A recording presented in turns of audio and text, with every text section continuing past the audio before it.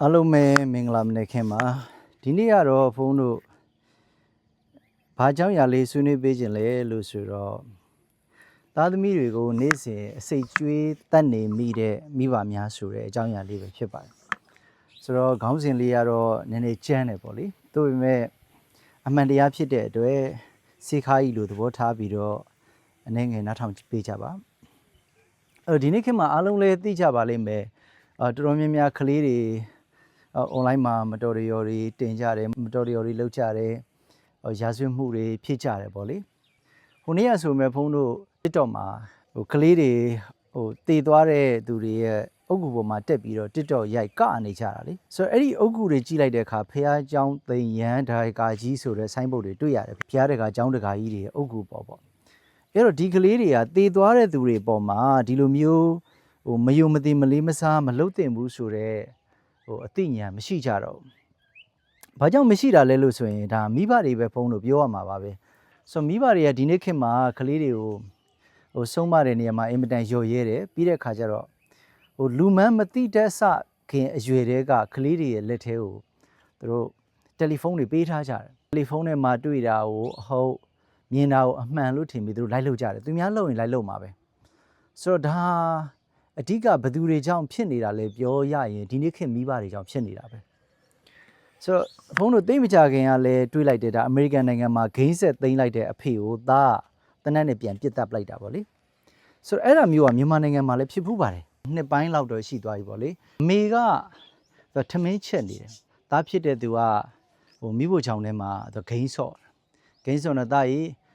းဈေးဆိုင်မှာအမေလိုအပ်တာလေးရှိလို့ဥပမာပေါ့ကြက်သွန်လိုလို့ပေါ့တော့ဝယ်ဆမ်းမအောင်ဆိုဒီတပွဲပြီးမှသွားမယ်ဆိုတော့နောက်တစ်ခါခိုင်းလိုက်လေဒီတပွဲပြီးမှနောက်တစ်ခါခိုင်းလိုက်လေဒီတပွဲပြီးမှဆိုတော့အမေကဒီလောက်သူပင်ပန်းပန်းချက်ပြုတ်နေတဲ့အချိန်မှာဒါလေးတော့အကူကြီးမရရကောင်းလားဆိုပြီးတော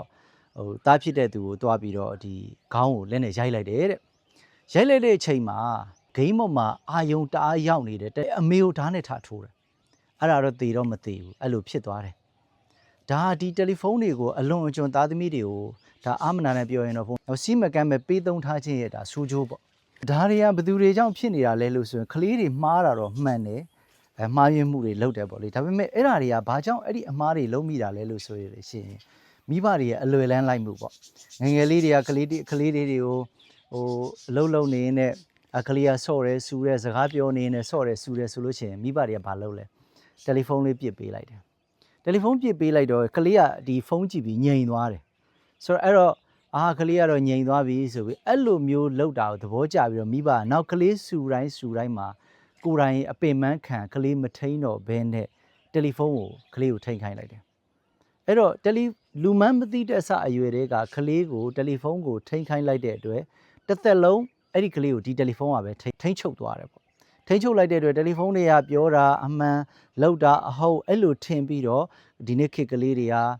ကလူငယ်အချို့ပေါ့နော်ရိုင်းဆိုင်လာကြတယ်ကြမ်းတမ်းလာကြတယ်လူကြီးသူမှမှန်းမသိရမ်းတန်ကမှန်းမသိ online လဲတင်သင့်တာမတင်သင့်တာမသိအဲ့လိုမျိုးတွေဖြစ်လာကြတယ်ပေါ့လေဒါကလေးတွေအတွက်ပြောတာပါလူကြီးတွေမိုက်နေရတဲ့ဖုန်းတော့မဆိုလို့ပါဘူးအဲ့တော့ဖုန်းတို့ဒီသာသနာပေါင်းမှာလည်းရှိတယ်ဒါဖုန်းတို့ကိုရင်လေးတွေမှာရှိတယ်ဒါပုံမှန်လေးပြောပြတာဝန်ခံတာပေါ့လေဖုန်းတို့ကိုရင်လေးဆိုလဲဖုန်းတို့မတိလိုက်ခင်မှာ TikTok မှာလိုကိုယုံမပါဘဲနဲ့အရှစ်သင်းနေနဲ့ရိုက်လိုက်တာပါတာဒါတွေရှိတယ်ဆိုတော့အဲ့လိုရှိတဲ့အခါဖုန်းတို့တီးတော့ဖုန်းသိမ်းပြီးတော့အဆုံးမတင်တာဆုံးမအဲ့လိုအမြဲတမ်းခဏလောက်ရတယ်ပေါ့လေဆိုတော့အဲ့ဒီလိုမျိုးမလုပ်ဘူးဆိုလို့ရှိရင်တော့ဒီကလေးတွေကဒီလိုမျိုးဖြစ်လာမှာပဲအဲ့ဒါလေးကိုဖုန်းကဒီဘာနဲ့ဥမာပေးပြီးတော့ပြောချင်လဲလို့ဆိုတော့အရွယ်မတိုင်သေးခင်မှာပဲအစာတသက်လက်ကိုအာနာအပ်မိတဲ့ဒီဗိမိတာရာမင်းကြီးရဲ့အဖြစ်ဆိုးမျိုးနဲ့ဘုန်းတို့ဥမာပေးပြီးတော့ပြောချင်ပါတယ်ဆိုတော့ဗိမိတာရာမင်းကြီးကသူကိုယ်တိုင်လည်းဖရာတရားတန်ခါယရနာသုံးပါးကိုအသက်လောက်မြန်နိုးတယ်ကိုယ်ွယ်တယ်စီးကတ်တယ်သားကိုလည်းအင်ပဒန်ချစ်တယ်ဒါပေမဲ့ဒါအားလုံးတည်ပြီးသားဆိုဘုန်းတို့အချင်းချုပ်လေးပဲပြောလိုက်တော့မယ်ပေါ့လေသားကိုအင်ပဒန်ချစ်တဲ့စိတ်ကချစ်ရမရောက်ဖ ೇನೆ 200ရောက်သွားတယ်ပေါ့ဆိုတော့အသက်16နှစ်အရွယ်မှာပဲအာနာလူချင်းတဲ့သားကိုအလိုလိုက်ပြီးတော့အာနာပေးလိုက်တယ်အဲ့ဒါအဇာတသက်လက်ကိုအာနာအပ်လိုက်တယ်ဆိုတော့အဲ့ဒါပြောတာအရွယ်မတိုင်သေးပဲနဲ့အဇာတသက်လက်အာနာအပ်လိုက်တဲ့ခါကျတော့မလုထိုက်တဲ့အလုပ်တွေလုပ်တယ်ပြီးတော့မိဘပါတတ်တဲ့အဆင့်ရောက်သွားတယ်ဆိုတော့အဲ့ဒါကအဇာတသက်ရဲ့မိုင်မဲမှုလို့ပြောလို့ရတယ်လို့ဘုန်းတို့ဗိမိတာရာမင်းကြီးရဲ့ ဒီပော့ဆမှုလို့လည်းပြောနိုင်ပါတယ်။ဘာကြောင့်ဗိမိတာရမင်းရဲ့ပော့ဆမှုလို့ပြောရတာလဲလို့ဆိုတော့ခုနဖုန်းတို့ပြောသလိုပေါ့လေဟိုဗိမိတာရမင်းကြီးကသူကိုယ်တိုင်လည်းဖရာတရားတန်ခါယေနာ၃ပါးကိုကိုးကွယ်တဲ့စီးကတ်တယ်သို့တော့ဒီသားလေးကိုဆုံးမတဲ့နေရာမှာဆုံးမတဲ့နီလန်မကြဘူးပေါ့လေအချစ်လွန်းတော့လူလိုက်တယ်ဒါဘလောက်တောင်လူလိုက်တယ်ဆိုတော့အလုံးတီးပြီးသားပါငငယ်တွေကမမွေးခင်တွေကတတ်မဲ့သားလို့သိတာတောင်သူမွေးခဲ့တာပေါ့လေဆိုတော့အဲ့ဒီမှာတောက်လျှောက်လူလိုက်တယ်ယေနာ၃ပါးနဲ့ထိတွေ့မှုပိုင်းဆိုင်ရာအားနည်းခဲ့တယ်အားနည်းခဲ့တော့နောက်ဆုံးအဆိုးဆုံးကတော့ခုနအဖုံးတို့တင်ပြခဲ့တဲ့အရွယ်မတိုင်ခင်မှာပဲတားလက်ကိုအာနာအပ်ခဲ့တယ်ပေါ့လေအဲ့တော့နောက်ဆုံးအလုံးသိပြရတဲ့အတိုင်းသူ့ကိုပြန်တက်ခံရတယ်ပေါ့အဲ့တော့ဒီနေ့ခေတ်မှာဟိုသားသမီးတွေကိုအရွယ်မတိုင်မဲနဲ့တယ်လီဖုန်းပေးကင်နေတဲ့မိဘတွေဟာဟိုအရွယ်မတိုင်ခင်မှာပဲအစာတသက်လက်ကိုအာနာအပ်နေတဲ့မိဘတွေလိုပဲဖြစ်နေတယ်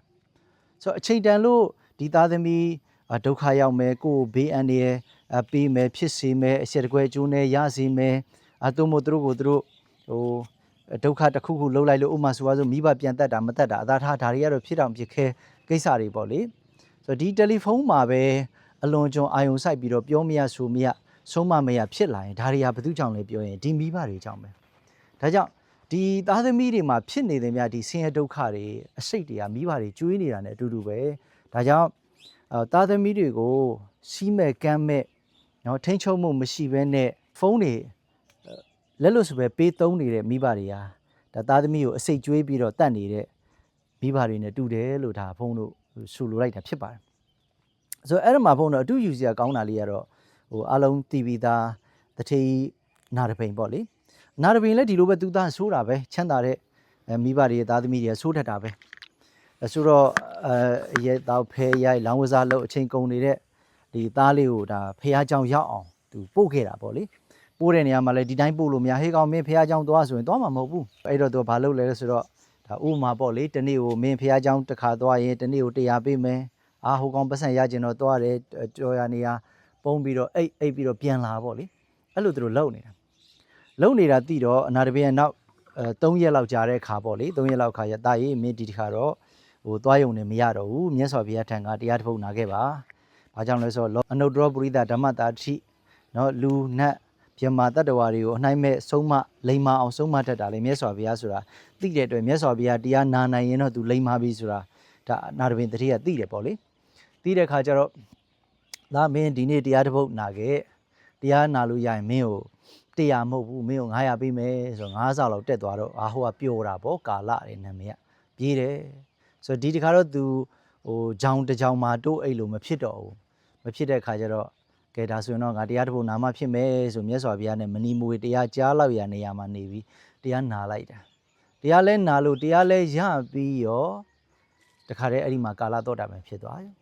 ်တော့တာပဲဖြစ်တော့သူအိမ်ကိုပြန်လာတယ်အိမ်ကိုပြန်လာတဲ့အခါကျတော့သူ့ရဲ့အိမ်တွေကတည်ငြိမ်သွားတယ်အရင်နဲ့မတူတော့ဘူးအရင်တော့ဆိုရင်ခုံပေါက်ပြေးပြန်လာတယ်အဖေပတ်စံပေးတော့ပတ်စံလိုချင်လို့သူကဖះเจ้าသွားတာဟုတ်ဒီခါကျတော့သူတရားရလာတဲ့ခါကျသူ့အိမ်တွေကတည်ကြီးနေပြီငြိမ်သက်နေပြီအေးချမ်းနေပြီအဖေကတိလိုက်ပြီကာလလိမ္မာသွားပြီသောတာပန်အပင်မကြဘူးဆိုတော့တရားမဟုတ်ပါဘူးသူကအပေကြနိုင်လောက်တဲ့မကောင်းဘူးသူမလုပ်တော့ဘူးအဲ့တော့ဘယ်ကြတော့မလဲအဲ့တော့လိမ္မာသွားပြီအဖေကတိတယ်တိတော့ငါသားအမေတရားနာခဲ့လားနာခဲ့ပါတယ်အဖေအဲ့တော့ငါသားတရားအဖေနာခြင်းလို့ကွယ်ပြန်ဟောပါအောင်သားထံကနေအဖေကတရားတောင်းတယ်တရားတောင်းအဲ့နဲ့သားကလည်းပဲသူရတဲ့သူနာခဲ့ရတဲ့တရားလေးပေါ့လေအဲ့ဒါလေးသူပြန်ဟေ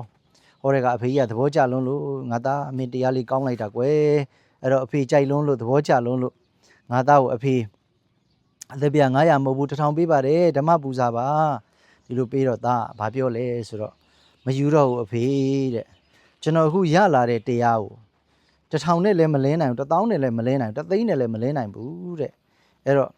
့ကျွန်တော်တရားဟာအနှိုင်းမဲ့တရားဖြစ်တယ်ဒါကြောင့်အဖေပစံနဲ့ကျွန်တော်တရားတန်ဖိုးမဖြတ်နိုင်ဘူးဒီလိုပြောပြီးတော့ကာလပစံမယူတော့ဘူးပေါ့လေဆိုလိုချင်တာကတော့သားသမီးတွေကိုဆုံးမတဲ့နေရာမှာသူတို့လိုချင်တာကြီးတွေပေးလို့လည်းမရဘူးကိုလိုချင်တာကြီးပဲတောင်းလို့မရဘူးအလျှော့တင်းလေးပေါ့ဥမာအနာတပိန်လိုမျိုးသူလိုချင်တဲ့ပစံလေးပေးတယ်ကိုဖြစ်စေချင်တဲ့ဖះเจ้าလေးသွားခိုင်းတယ်နောက်ဆုံးအဲ့လိုအလျှော့တင်းလုပ်ရင်းနဲ့ပဲကာလဟာလိမ္မာသွားပါတယ်ဒါကြောင့်ဒီနေ့ခင်မိဘတွေကိုဘုန်းကဗိမိတာရတို့နော်ဟိုကောသလတို့လိုအဖြစ်ဆိုးတွေနဲ့မကြုံစေချင်ဘူးမိဘကသားသမီးကိုနေ့စဉ်ဒုက္ခရောက်အောင်အစိတ်ကျွေးတတ်နေတဲ့မိဘမျိုးတွေမဖြစ်စေချင်ဘူးနော်အနာတပိန်လိုမျိုးအလျှော့တင်းလေးနဲ့သူလိုချင်တာလေးလည်းပေးကိုလိုချင်တာလေးလည်းတောင်း ဒီလိုမျိုးလေးနဲ့လိမ္မာအောင်ဆုံးမနိုင်တဲ့မိဘဖြစ်မှတကယ်ဟိုအာဃမိဘเนาะသားသမီးပေါ်မှာတကယ်ကိုကျေးဇူးများတဲ့မိဘဖြစ်ပါလိမ့်မယ်မဟုတ်ရင်တော့အရွယ်မတိုင်ခင်အစာတသက်လက်အာနာအပ်တယ်လို့ဖြစ်သွားပါလိမ့်မယ်ဒါဒီနေ့ခေတ်တယ်လီဖုန်းတွေအင်မတန်အနေကြီးပါတယ်ဆိုတော့အရွယ်ရောက်မှအကောင်အဆိုအကြောင်းကျိုးခွဲခြားနိုင်မှပေးသုံးတာဒါအဓိပ္ပာယ်ရှိပါတယ်နိုင်ငံခြားမှာဆိုလည်းဒီလိုပါပဲနိုင်ငံခြားတိုးတက်တယ်ဆိုတာအဲ့လိုတိုးတက်တာပါသို့တော့ဘုန်းတို့နိုင်ငံမှာကျတော့ဟိုကလေးခုနပြောသလိုရွယ်မတိုင်ခင်တွေကစကားကောင်းကောင်းမပြောတတ်ခင်တွေကတချို့ဆိုပြောကြသေးတယ်အမေငါသားလေးရတယ်သူများနဲ့မတူဘူးသူများတဲ့ထူးခြားတယ်တဲ့ဖုန်းလေးပေးလိုက်ရင်သင်စရာမလိုလှုပ်တတ်တယ်တဲ့အဲ့ဒါသူသားမှမဟုတ်ဘူးကလေးတိုင်းလှုပ်တတ်တယ်စာမတတ်တဲ့ကလေးတောင်လှုပ်တတ်တယ်ဒါဟာကလေးတွေကစူးစမ်းလိုတဲ့သဘောတဘာဝအားကောင်းနေတာအချိန်ဖြစ်တဲ့အတွက်သူတို့စိတ်ဝင်စားတဲ့အရာတွေဆိုတက်လွယ်ပါတယ်။ဟာဂုံယူစရာမဟုတ်ပါဘူး။တလွဲစပင်ကောင်းလို့မရပါဘူး။ဒါကြောင့်အဲ့ဒါလေးဒီနေ့ပြောချင်တာပါ။တယ်လီဖုန်းတွေပေးပြီးတော့အရွယ်မတိုင်ခင်သားရဲ့လက်ကိုအာနာအပ်တဲ့